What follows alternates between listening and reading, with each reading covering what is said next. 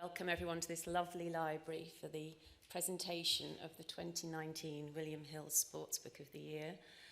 I'm Alison Rudd, I'm chair of the judging panel, which means I'd like to straight away thank the judges this year, who were Clark Carlisle, Catherine Granger, John Inverdale, Danny Kelly and Mark Lawson.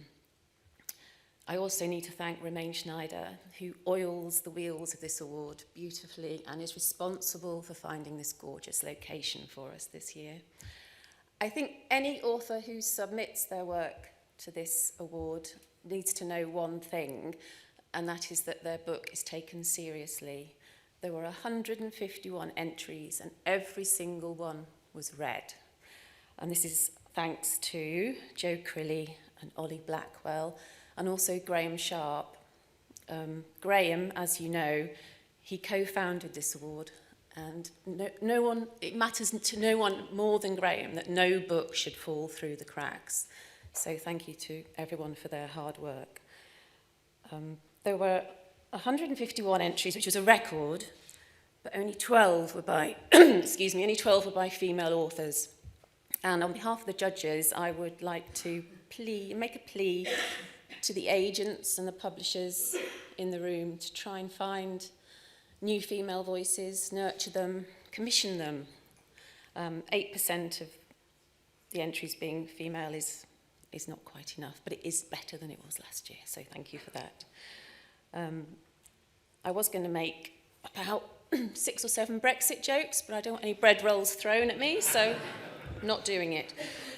Instead, I'm going to hand over to Graham Sharp, who is going to pay tribute to the huge character that was Hugh McIlvenney. Thank you.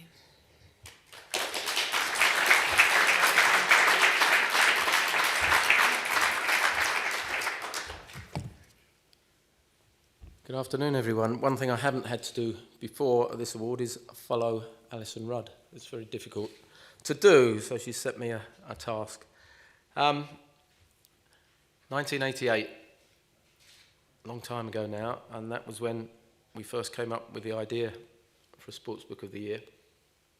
Myself, our then PR guru, Tim Moss, who sadly is ill today so can't be here, and John Gaustad, the proprietor of Sports Pages Bookshop in London, the only dedicated sports bookshop in the land, and I'm not entirely sure if there are any others to this day. But between you can't have between the three, can you? Amongst the three of us, we came up with the idea, and we realised that although we could put up a prize for the best sports book and get a bit of promotion for the bookshop and get a bit of promotion for William Hill, it would all mean nothing if we didn't have a sufficiently credible judging panel. So we thought, I've used all of my budget on the venue, Sports Pages Bookshop. John, who supplied the venue, had no budget anyway. So we thought, okay, we've got no money, but we need a judging panel. Tim, being a PR man and incurably optimistic and figuring that if he managed to pull it off, it would be big kudos for him, said, well, let's just write to the best in the business and see what they say. At the time, most of you won't be able to cast your minds back to 1988. Some of us, because we're so old that we can't remember that far back. The others, they weren't even alive at the time, so no chance of them doing that. But we decided that the top 4 names in the business at that time were 2 sports journalists called McIlvenney and Waldridge, Hugh and Ian, and some sports participants and commentators named Cliff Morgan and Harry Carpenter. So Tim fired off a message to all 4 of them saying, sadly we can't pay you, we can offer you a slap-up meal and a few drinks, tell us if you're interested, and then started to write a reserve list for when they all came back and completely rejected him. They all wrote back and said, great, when do we start, where do we go? So we knew then that we had the key to a successful award, which is respected judges. And all of them, sadly none of them is any longer with us, put their all into doing the job, and we remain incredibly grateful to all of them. To get both Hugh and Ian in the same room was a feat. They would invariably both walk in with a different book under their arm that they were determined was going to win, like Wild West gunslingers, and sit in different corners of the table and glare at each other as if to dare the other one to try and suggest that the book they'd come up with was better than their opponent. With due respect to Cliff and Harry, they had little choice if they disagreed with either of these two, because one of them was going to come out on top.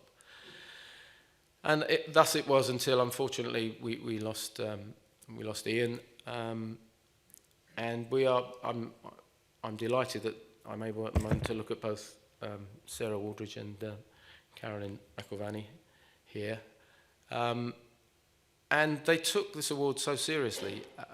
They understood it, they got it, they realised that for them to give their seal of approval to a book was something that no author could aspire to in any other way than entering this competition, basically.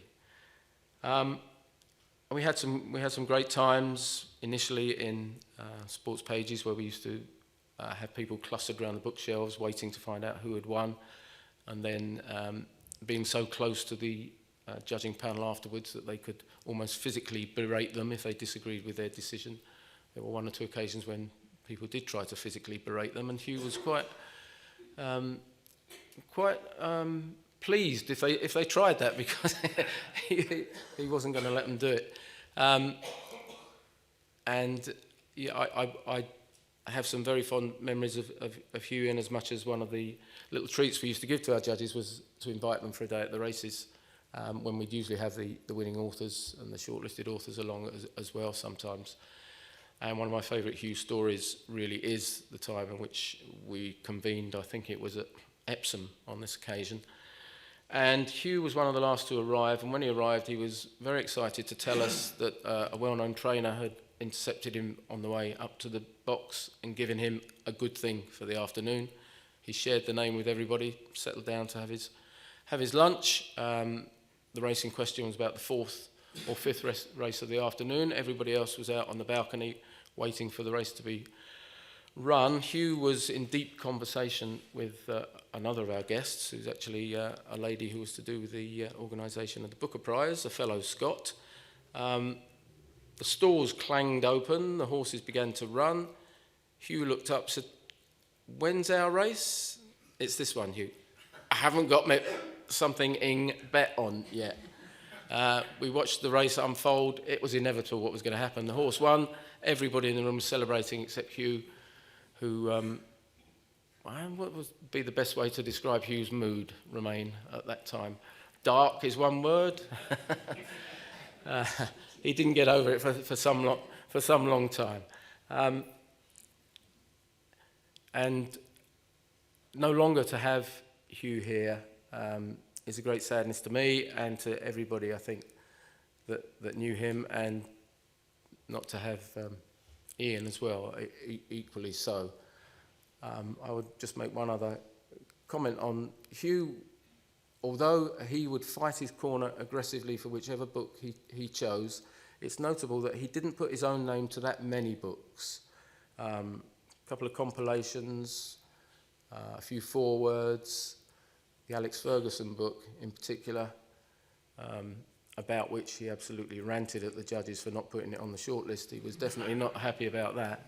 But I can but think that there are probably two great books to be written, potentially in the future, one about Ian and one about Hugh. But it would be a brave man or woman that decided to do it, and I look forward to either or both of those eventually ending up on the shortlist for this award.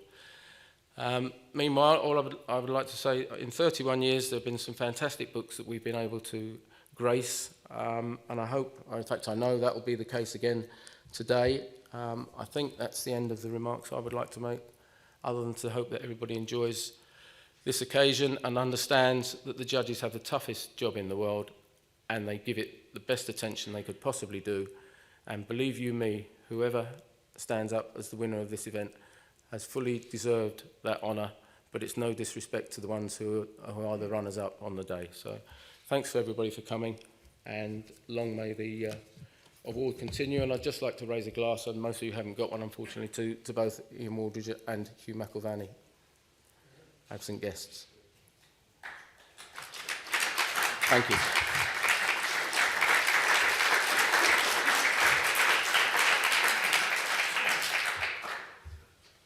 Thank you, Graham. It's tradition for this award for each author to be quizzed on stage. It's good to see how tense they are, I always think. And the job falls this year to Mark Lawson, author, broadcaster, journalist, and judging addict. He knows what he's doing. So please welcome to the stage Mark Lawson.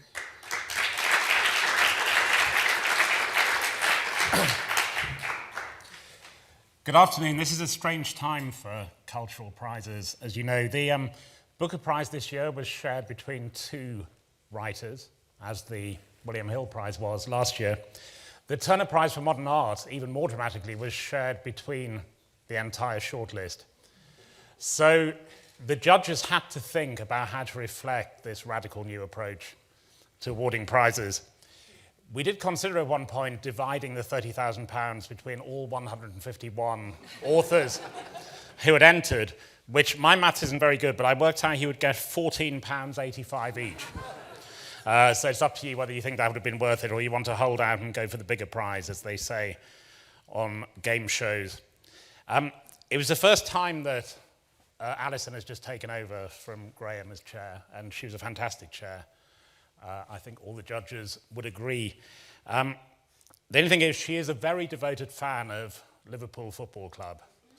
And so I shouldn't mention that one book was way out in front for a long time, but ultimately didn't win, because that would simply upset her. However, it was the first time that we've taken advantage of new technology in the judging. So we got a winner that we all agreed on, and then we heard from Romain and William Hill that it had gone to VAR. And so we all sat there for a couple of hours while they looked at film of the judging meeting. And they noticed that there had been a slight kick under the table from one judge to another. But luckily, eventually, they decided that it hadn't affected the outcome. So we were able to stick to the winner or winners. But as I say, that in this time of strange outcomes in literary prizes, this year the judges of the William Hill Sportsbook of the Year Prize have taken a radical, daring and groundbreaking approach, which is to do their job as judges and choose a single winner from the shortlist. We're about to find out who that single winner is. As Alison said, each judge will come to the stage and will ask a few questions. They will be given a leather-bound copy of their book. And so the first book we're going to discuss, if I could invite to the stage, Adharan and Finn for The Rise of the Ultra Runners, A Journey to the Edge of Human Endurance. Congratulations. There's your leather-bound copy. And we now share this microphone. Okay. So the first thing is, I'm writing a book at the moment about the state of British politics, and you have nicked my subtitle, A Journey to the Edge of Human Endurance.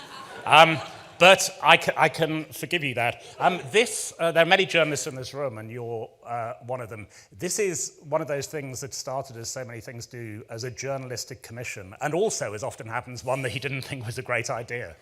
Yeah, exactly. I was asked to go and run a 100-mile race across the desert in Oman by the FT for a travel article, and I just said no.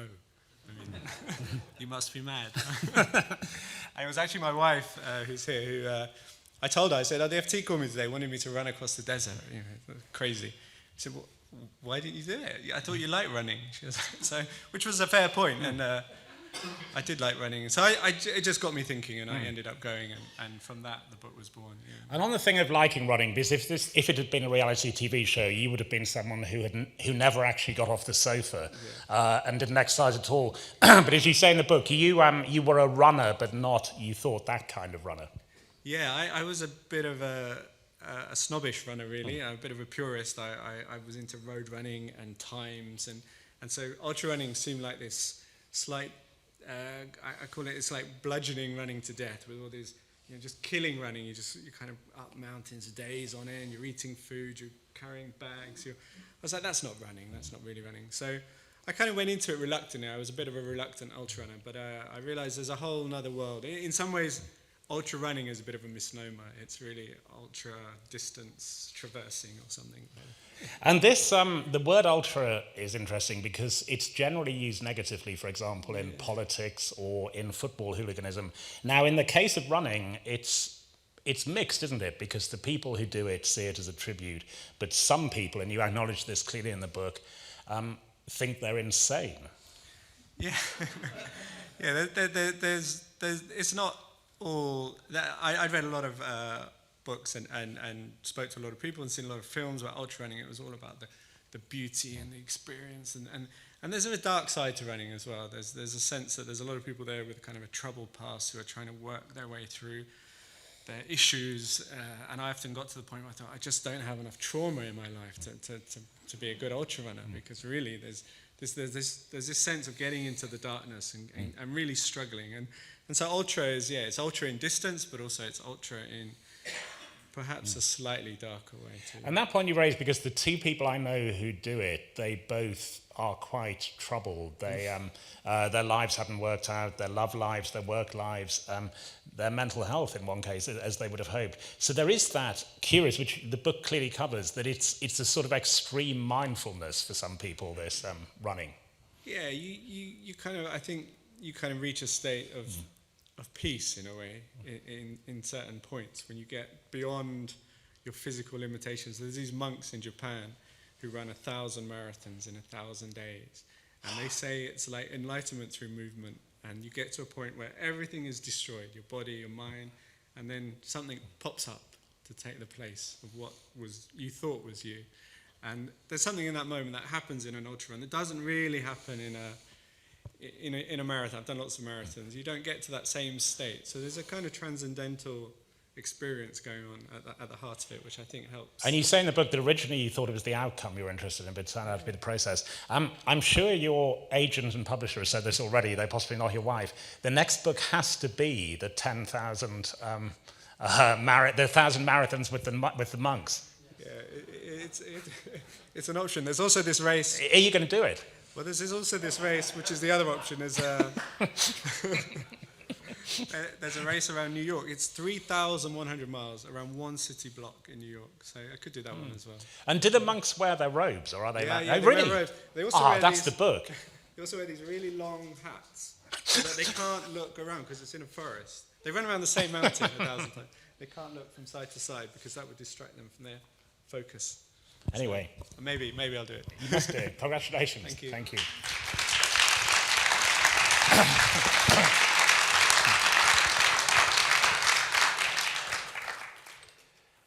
The second author we're going to hear from, a two-time winner of the prize already, is Duncan Hamilton for the great romantic, Cricket and the Golden Age of Neville Cardus.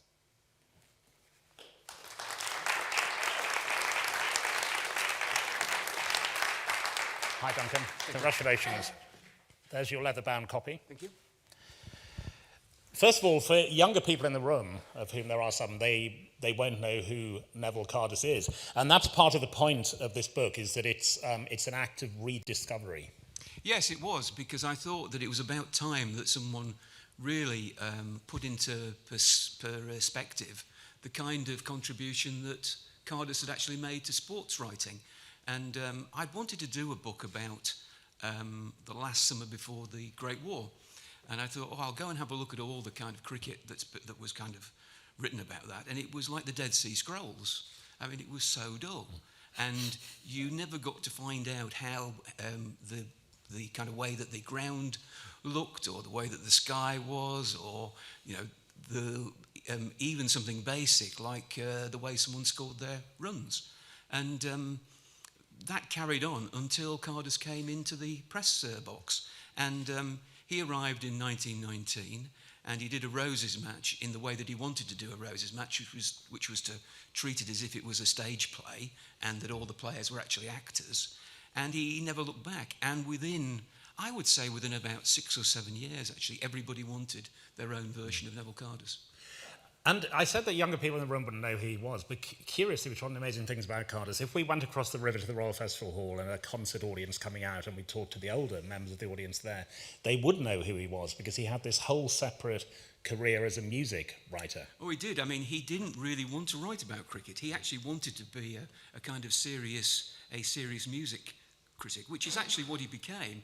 And he became quite irked, really, because as time went on, everybody wanted to hear him write about, to kind of read him writing about cricket rather than about Mozart. And he kind of thought that his career, I suppose, had been a bit devalued. And he got to the point in the 1940s when he was in his mid-50s by then, and he thought, well, I haven't written a serious book about music. I mean, there'd been lots of cricket books, but they'd been kind of articles. And so he finally produced one. But of course, it just doesn't have the resonance of the way that his cricket work does. And I at one point, almost fell off the sofa while reading this book because there's a particular line that all cricket lovers and people in this room will know. There is one Neville Cardus line, which is one of the most famous lines about cricket ever written, which you're about to tell us. Oh, yeah. But you tell us in the book, he wasn't at a cricket match when he came up with the line. I thought that was amazing. No, well, he said that there can be no summer in England without cricket. And he was absolutely right. And in fact, I've just used that line myself again this week. But there's also his other one about the Lotus Land, where it's, 300 for 2 wickets at... Yeah. 364 for 2. 2 in the afternoon, yeah. And it's at Trent Bridge, which was my kind of local ground for so long. And I always wanted to be sitting there at 3 o'clock in the afternoon when it was 364 for 2, but it just never happened. But in the book, which I thought was amazing, you say he wasn't in the ground. He was at a post office when he came up with that line. Because when he first went to cover a test match, it was the first test that he'd ever covered, and he was very shy. And he didn't want to go in with all of the other journalists, and so he decided that he would write about watching one of his great heroes, Reggie Spooner, play there about 20 years earlier, and that's where the line came from. And John Arlott, who was mentioned in one of the books that was entered last year, that was about him. He comes up in this as well because he introduced you to Cardus. But it's very hard to read this book and not think that you have writers like Cardus and Arlott, although more famous as a broadcaster now. And when you see now the pressure on sports writers to tweet and blog and give minute-by-minute accounts online of what's going on, it's hard not to feel worried about sports writing, isn't it? Well, I can't imagine how Cardus would actually cope. And I don't think, too, I think this is one thing that people probably don't appreciate as much, is that for the cricket journalists today, it is a constant tour. You know, they've just come back from New Zealand, they'll be going to South Africa shortly, and it's a kind of carnival wheel which just never ever stops, because obviously people actually want to watch it on TV. Sky obviously want to give them that service. Although I do have I think that sports writing generally is still some of the best writing which appears in any paper. But finally, that thing that we talked about him being a music critic, that the way he wrote in those days, as he would at a concert or a play, you wait to the end of which was certainly of the day, if not the match, and then you write about it. But the pressure now is to give a running commentary on a game, and that is very different. Well, it is. I've often thought, and people have asked me how he would have covered a T20 game, and I think he would have covered it the same way that he would have covered a county championship, providing you could have got him to actually watch one. I think he would have been one of those people who would have just looked at what he saw, but he would have written exactly what he wanted to write. That is the way that he would have done it. Thank you very much. Congratulations. Thank you. Thank you.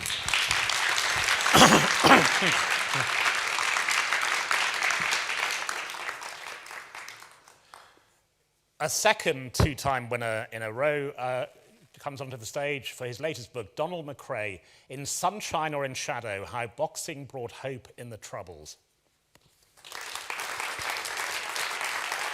Hi, Donald. Congratulations. Well, there's your leather bound.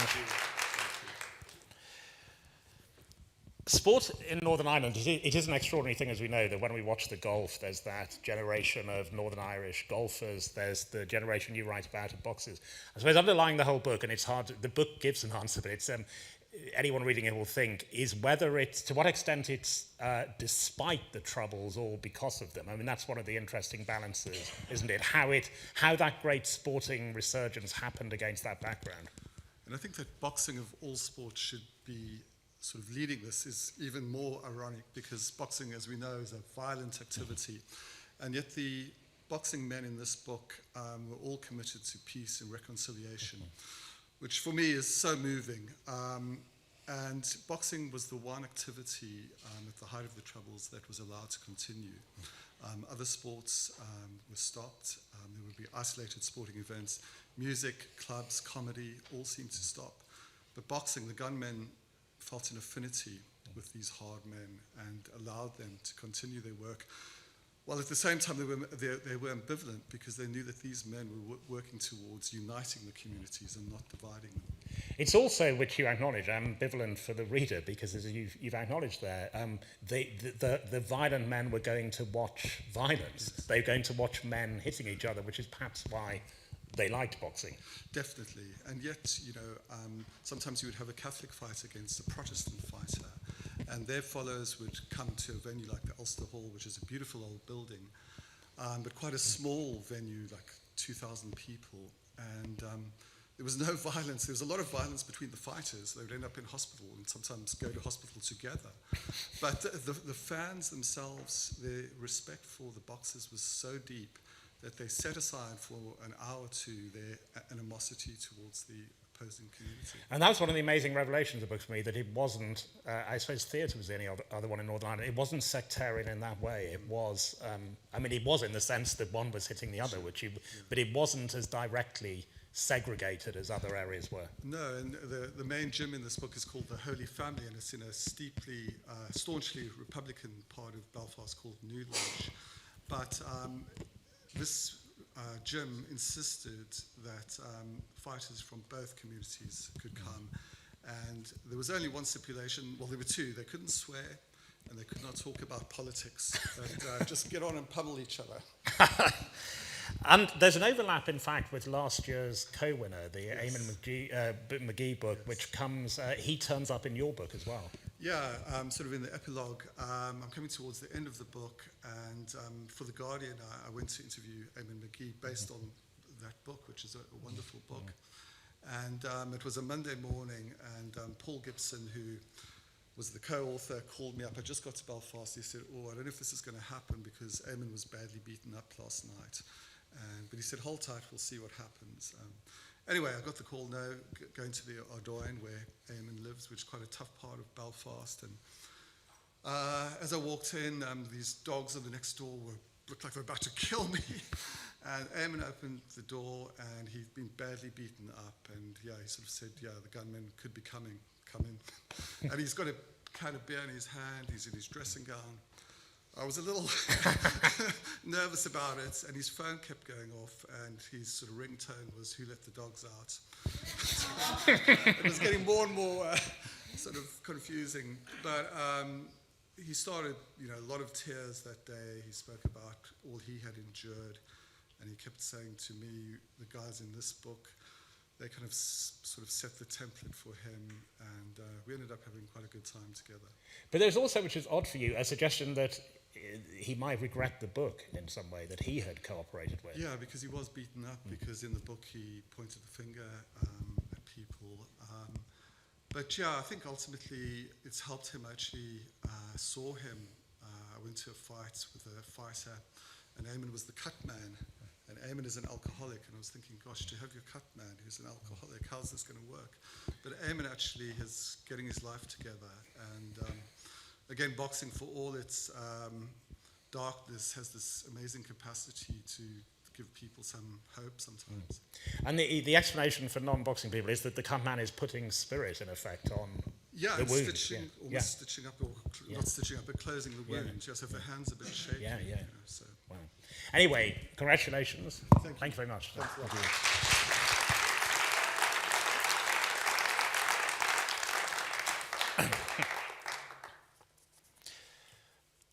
we've had two double winners up to the stage so far, but now a first-time writer for Rough Magic, Riding the World's Wildest Horse Race, Lara Pryor-Palmer. Congratulations. There's your... great. I hope that's the right one. Yeah. Anyway, congratulations on this book. We talked about ultra running. This is a kind of ultra horse riding. So explain what it is you have to do in this race. Yeah, it's a bit inexplicable, actually. I didn't understand it until I rode in it, but it's a 1,000-kilometer multi-horse race across the Mongolian steppe, and riders ride for 10 days, changing horses 25 times. Sort of endurance race for humans, hopefully not the horses. You navigate your way every day, and you have to stop riding at 8:30 p.m., so you're only on horses for 13 and a half hours.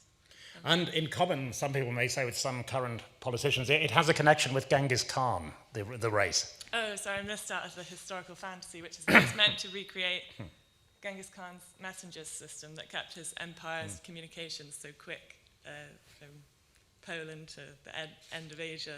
In very few days you could get a message because these horses were on every horizon line. People galloping overnight. Same rider, different horse. And often in a book of this kind, there are chapters and chapters about the preparation and getting in condition. We don't have that here because you didn't really do any preparation. Oh, yeah, shame. It's possible Because you applied very late, didn't you, for the race? Yes, okay, I put it in context. I just found out about the race about 6 weeks before it, and the application portal was closed. It was open, but they seemed to have all their competitors on board. But I was just applying for so many things at the time, I just put in another application for it. And then I was quite upset to have been given a place. I was like, oh no, I just want to do it, no. And then I said, I can't afford it. And then they said, oh, we'll give you a 50% discount, and so blah, blah, blah. And I had to do it. But then I found out after signing on that really it was a serious race, and people had signed on a year before, and they really devote their whole life to sort of gaining sponsorships. It's expensive, and training their bodies, and I'd been au pairing in Austria. But also they give you a kit, but you didn't, you dispensed quite quickly with the snacks they gave you. You mixed up all the emergency drugs. So you didn't appear to be in the book, you don't seem to take it very seriously at all. But were you not? Yeah, that's a good question. I mean, what is seriousness? I say in the book that I do struggle in life to invest in things, and I think I did eventually become quite invested in the race, probably how I was able to write about it. It felt very real and raw to me that I needed to overtake my rival, and it was very, very alive. It's almost something similar to that sort of search for a transcendental moment. I felt very raw and tired, and just saturated with energy that was like propelling me. I'd never received such force in my life. School had been a total drag of sloth-like behaviour. Yeah. And you're too young to remember. Some people in the room will remember Wacky Races, that TV show, where there would be there would be people who would turn up in the perfect kit and having worked for years on their car in that case, and then there'd be these people who would just turn up in a cart, and then there'd be surprising results. But this book is like that because you have this. It's sort of amateur versus professional because you have this your great rival Adharan. How is it pronounced? Well, I don't know. No. I think she would introduce herself as Devon. I only had it on the page, you see. No, So I go, Adharan. But she was, when the movie is made, which doubtless it will be, no, I'm sure it will. You can decide who you want to play yourself. There will be, she was this, she took it very seriously. She was the opposite. Yeah, that was interesting because the further I got away from the race in years, the more I was able to look at it as more of a cultural rivalry. She'd grown up in Texas in a very ambitious sort of family, and I'd grown up in the modesty of a certain kind of English family and thought that any ambition was unsightly and that you shouldn't admit that you want to win something or even finish it, not that I thought that I could win this race. So I was just really put out when she sort of told the broadcasters that yes, I will win this race, and no, you can't ride with me because you might not keep up to the other competitors. I thought, what? This race is just a joke race. Why are you taking it so? Why are you making it serious? Now I have to take it seriously because you're making it into a serious thing or something. I was like, oh, I'm so annoyed by her, and I can feel myself inhabiting it now. But usually I tend to say that I have no hard feelings. I feel very softly towards her now, and that was just in the moment of the race. It's easy to be fueled by hatred in that when you're in a lot of pain. You know, I need to overtake her instead of just doing it for yourself. There's something slightly easier about projecting your emotions onto another character. It's really spooky, you said in the moment then, because there's this thing that you may know actors are taught at drama school. They have to stay in the moment. They mustn't play the next scene or the end of the play. They only know as much as has happened to that character at that time. This book is written like that in a fascinating way, because you're having these really quite alarming symptoms at various points medically, and then later you were quite ill, and yet very ill. But that is not, this book is about, you're in the moment, it's about what was happening then, always. Yeah, it's this people really read into that, because 3 or 4 years after the race, I was diagnosed with lymphoma, a kind of cancer, and my initial stomach pains that are sort of through the book are connected to that by readers, but not by me. Oh, right. I don't connect them.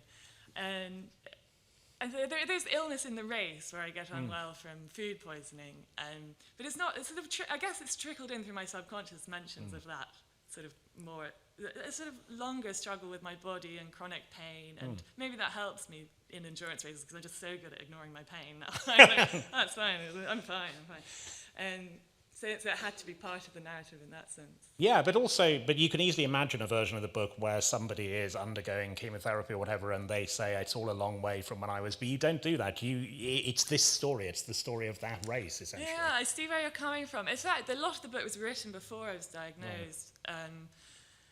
It could have. There's something about this race that felt very sort of divine or lucky. It's like whenever I talk about it, I feel I can access this capsule of energy and wonder and awe, and although going through sort of serious illness feels equally like you get thrust outside of the mainstream, they're very different experiences, and like conjuring the two energies together was something I didn't want to mix them that much. But there was some discussion with me and Robin, the wonderful editor of this bit, about whether we should talk about it more. Anyway, great book. Congratulations. Thank you. So Thank you.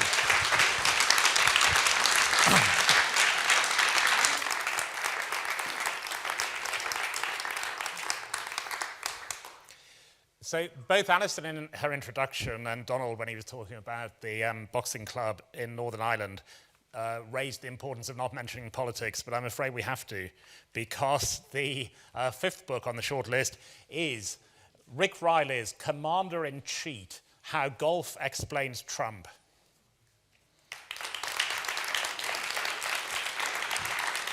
Congratulations. Thank you. Well done. Pleasure. As you probably realize, this is really quite a posh hotel in English terms, but... Well, Trump would love this because we're surrounded by fake books. he wrote 3 books and never read them. So that's got to be some sort of feat. So the art of the deal, he may have read it now, but he certainly didn't... He doesn't read books, Right, so it'd be you could write anything and he would not know. But downstairs in this hotel at the card tables in Edwardian days, they used to have this saying, if a man will cheat at cards, he will cheat at life. And essentially, your book is an American extension of that. If a man will cheat at golf, he probably shouldn't be running the world's largest superpower. Well, I'm from a very golfy family, and my father taught us never to cheat. And I always think golf is like bicycle shorts. It reveals a lot about a man. And what his game reveals about him is very ugly indeed. And I think Woodhouse said, golf isn't about a sport, it's a way to reveal character. And this guy cheats. He's such a bad cheater. I would like to thank him for what a bad cheater is, because everyone had a story. He kicked my ball in a bunker. I saw his caddy take his ball out of the pond, and when I called him on it, he said it had to be the tide. And you're like, what? And I didn't even want to write this book. I was living in Italy happily, and I kept reading on my phone that he'd won. I'm a winner. I've won 18 club championships, and that's against the best players. I'm like, you liar. You already told me how you did it, because I've known the guy 35 years. He said, you want to know how I win all these club championships? I'm like, yeah, how? He goes, whenever I buy a new course, I play the first round by myself. And he goes, and I always play with Melania, who's ever my wife, and unless they get really hot, I'm going to be the winner. And so then I started looking into it, and a lot of them were tournaments he'd won where he wasn't even in the same state. And by the way, as president, he won one when he was with Kim Jong-un in Singapore, and they're playing in Florida. And suddenly his name is up there. So it's like we're living this. Have you ever had a nightmare where you wake up from the nightmare and you're like, oh, thank God it's a nightmare. And then you realize your bed is surrounded by sharks and you realize you're still in the nightmare from the night before. That's how it is for us. And you mentioned the golf courses that he owns. It's been said that the State Department believe that where he wants to go is based on where he has golf courses. That's why he goes to Scotland quite regularly, because he's got one there, hasn't he? And he comes here. He is unusually, even by American presidential standards, unusually involved in golf. He sees everything through golf-colored lenses. So for instance, he has a fantastic course. It was fantastic before he bought it in Turnberry. And so now it turns out all these U.S. Air Force planes were landing at Prestwick Airport and refueling there because he needs Prestwick Airport to be good, because Prestwick Airport is kind of suffering. So they refuel there, they stay at Turnberry, and he doesn't see what the problem is. You know what I mean? So he wanted to have the G7 at a place called Trump Doral, which is 4 courses and impossible to police, and by the way, has bed bugs and rats. And you're gonna really, everything he does, he sees through golf. For instance, when he criticizes his Federal Reserve chairman, he's like, that guy's a loser. He can't make the 3-foot putt. Like, neither do you. You pick every 6-foot putt up. It's crazy. But it is. But it's actually happening to us. Yeah. It's all happening. Yeah. But the golf side of it, he's extreme, as I say, in every way, including the golfing one. Yes. But American presidents, as I covered politics for quite a long time, when you think back, all of them, apart from Jimmy Carter, all of them, I can immediately visualize a picture of them on the golf course. Both Bushes, Obama played a lot of golf. Only 3 haven't played. Right. Hoover, Carter, and somebody else. But yeah, well, because presumably Roosevelt, would it, because he... Yeah, but he was a great golfer. Right. He actually won a real club championship when he was 19 years old. Right. He was probably our greatest athlete, and then he got polio. Right. But most of them play because it's a very hard game. But, for instance, Obama doesn't cheat. He actually putts out. Clinton I played with when he was president. And he did he cheat, cheats in a didn't he? whole different way. Yeah. He doesn't know the rules. Like, he had 24 clubs in his bag, and this poor cat is like this. And he would hit these shots, he'd get up on his toes, and he'd sweep way right, and he'd let me hit one more, so we started calling them billigans. Oh, there's a mulligans, yeah. So he'd play his first one, but all these balls would go right, and this poor caddy's having to go get the balls, and he'd come back, and he did it one more time on the 13th hole, and the caddy says, get off your toes, you ain't no damn ballerina. And the chief of protocol and the Secret Service like, whoa, what's going to happen to this guy? But Clinton said, sorry, my bad. And finally, of the many people currently running for American president, so Trump and on his side, and then Bloomberg, Biden, all the others, leaving aside politics, who would be the best golfer running for American president? There's no golfers among the Democrats. Wow. And I think there's a reason, because this guy has left a stain, an orange stain on my game that's going to let... The guy drives on greens. He's wearing Dockers that are 2 sizes too small. He's cheating like crazy. We were just getting golf cool again with Tiger and McElroy and Adam Scott. Cool people, right? And now he's back to doing this game where he is only behind his courses with his caddies and cheating. And now golf is back to 1961 and Eisenhower. Thank you very much. Congratulations. Thank you.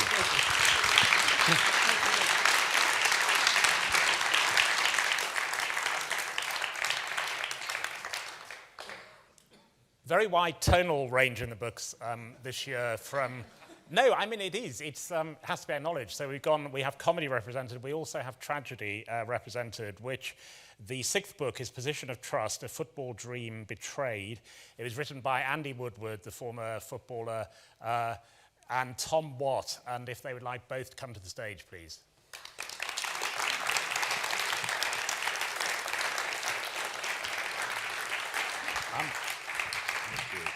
Who wants to take the...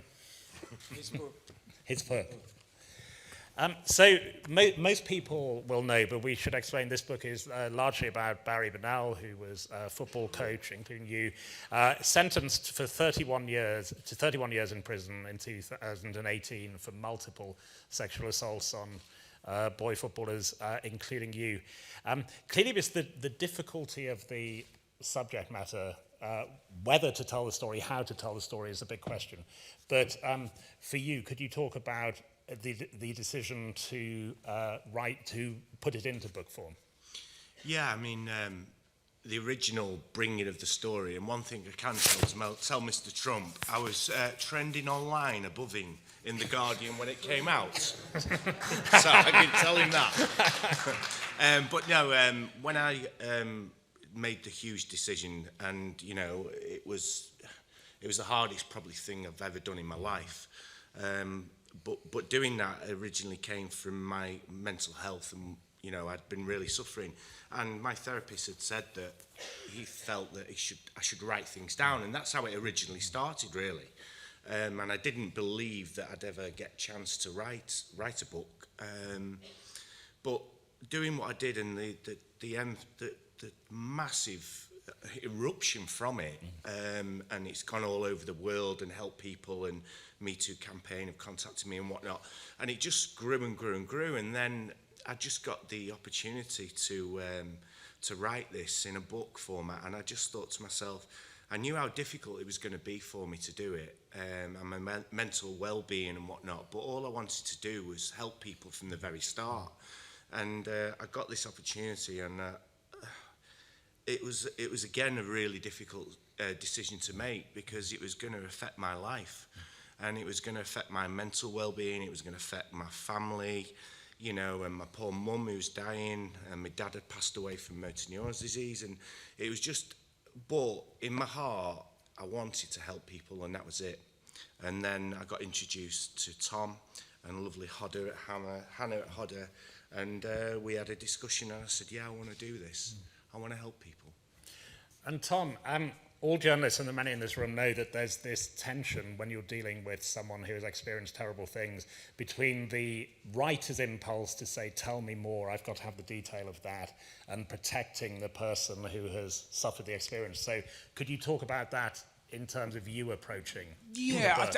I think to Andrew's credit, really, I didn't do too much on the protecting front, really. You know, Andy is an incredible kind of... there's obviously a kind of vulnerability and a fragility and, you know, and damage that's been done. But there's also this incredible strength. This is a man who, everything that happened to him, he still played 200 games of league football. He then went on to have a career in the police force that was longer than his footballing career. So actually, once Andy made the decision to tell the story, I didn't really have to... You know, obviously there's the kind of structuring and trying to make sure that we told the whole of the story, but it wasn't, I didn't have to walk around on eggshells and say, oh, I better not talk about that, or maybe we'll leave that. It was nothing like that. Just, you know, the first time we met, we said, well, if we're going to do this, we do everything. And I think to Andy's great credit, we did do everything. And the question that anyone reading the book, certainly I think people will, because there are clear parallels with the Jimmy Savile case. But on that, for both of you, in Jimmy Savile, we're now pretty clear that a lot of people knew, but for various reasons, they were frightened of being sued, they were frightened of falling out with him, they didn't tell the story. Was that the case in football, that it was widely known but not covered, or was it largely secret? Now I'm at this stage where I'm at, I've found it very difficult with the organisations in terms of, you know, the protection that they have. But in my era, it was well known within the sport. And subsequently afterwards, I think in other sports that have, you know, after me doing what I did, there's been other sports that have come out. The problem is in hierarchies in organisations like football, which is the biggest sport in the world, it becomes very ring-fenced, and they have to protect their sort of, you know, their organisation as such. But now what I've done, and I do believe, touch wood, I get emotional, I will leave some legacy behind to change the sport for the future, because now they have to be heard, and I made sure of that. And I think now sport in general and football, the governing bodies, etc., can't hide away from that now. They have to be accountable for what has happened, that this should never happen again. and now they're making inroads into it, and they can't hide away in their ivory towers, and they can't turn around and say this didn't happen, because it did happen. And what we can't let is it happening again for these children, the next generation.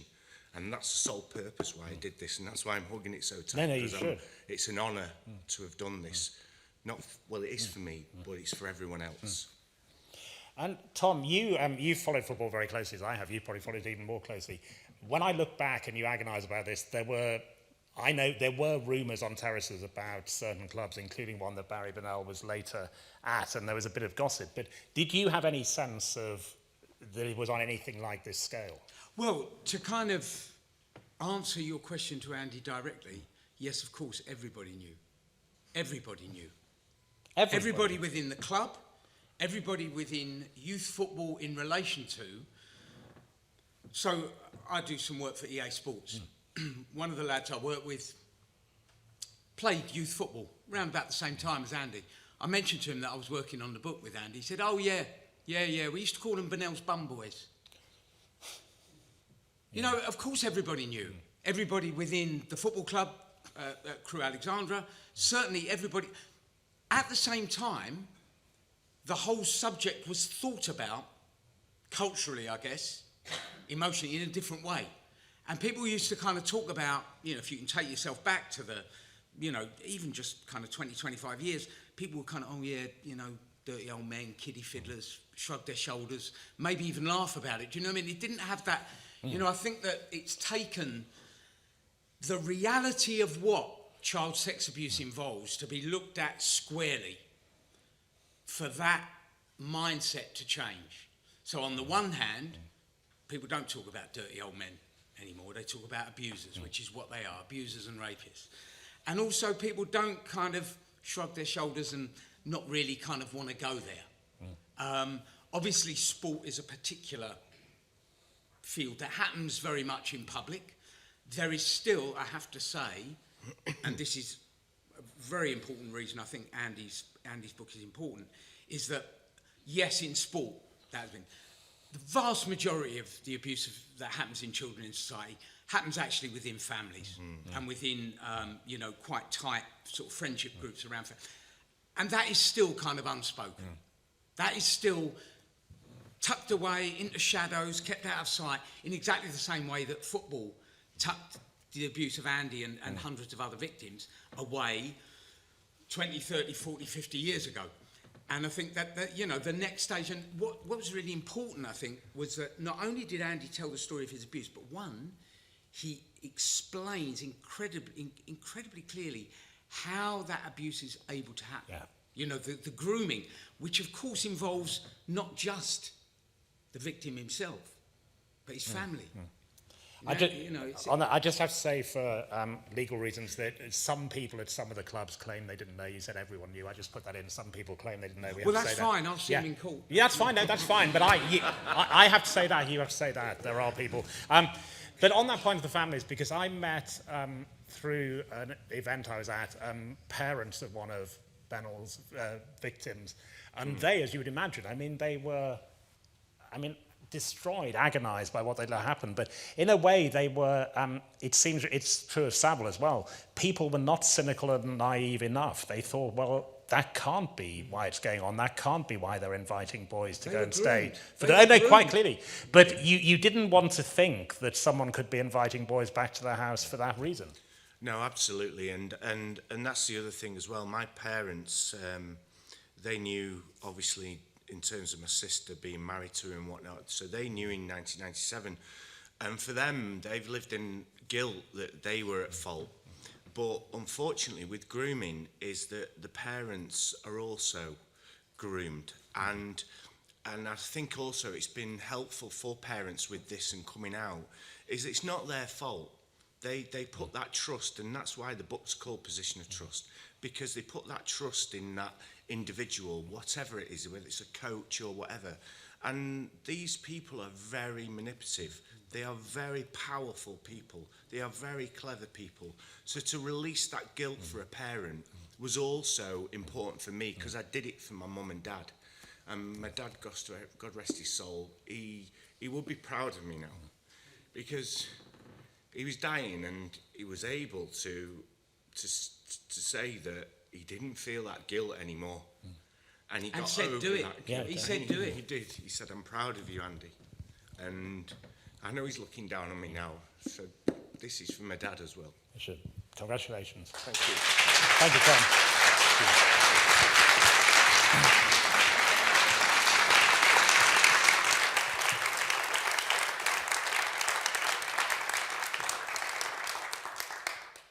So I'll just recap the shortlist, and then Alison Rudd, the chair of the judges, will come to the stage and announce the winner and present a trophy and another leather-bound copy I think we've got there. So that's what they will get. I will just recap.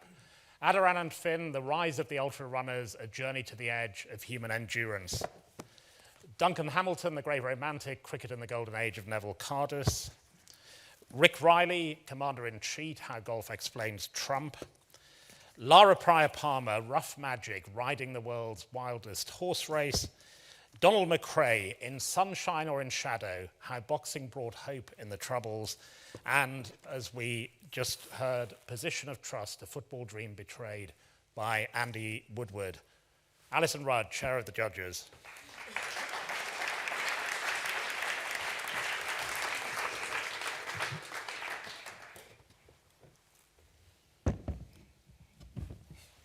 Thank you very much, Mark, and thank you to all the authors. You all spoke eloquently, funnily, and movingly. I think one of the most important things about the book that wins this award is that it's so well written that someone who doesn't even like sport very much would enjoy it enormously, and that's what's happened this year. The winner of the 2019 William Hill Sports Book of the Year is The Great Romantic by Duncan Hamilton.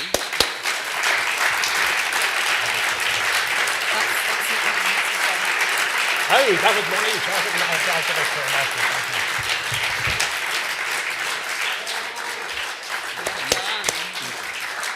Well done.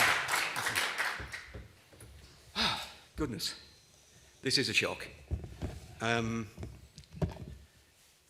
You mentioned Harry Carpenter before, and one of my favourite bits of commentary is where Ali beats Foreman. And if you listen back to it, Harry Carpenter is just so astonished. He says, "Oh my God, he's won the title back at 32. I don't think that writing is a competitive sport, I have to say that, because it is hard to kind of judge one book against another. And so I'm going to plagiarise what my friend Brian Moore said when he won 9 years ago. He said that under a different set of judges, under different circumstances, any author on that shortlist could have won. And that's exactly what I believed.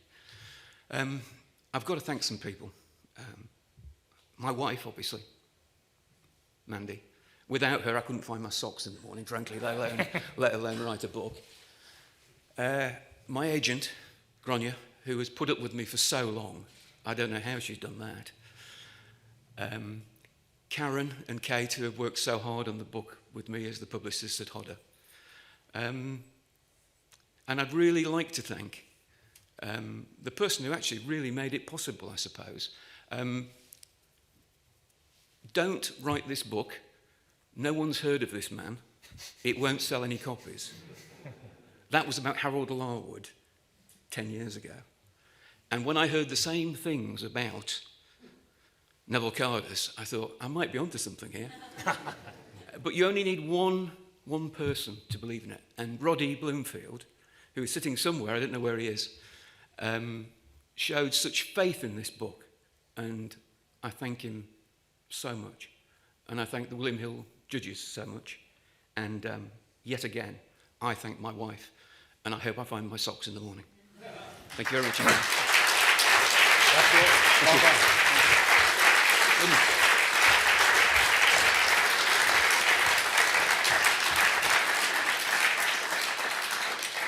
So Duncan Hamilton is now a 3-time winner of the prize. Go next door and celebrate that. Quite a smooth ceremony. The only mistake I made is that the extra one is for Tom Watts. So if he wants to see me afterwards, he can have his leather-bound edition.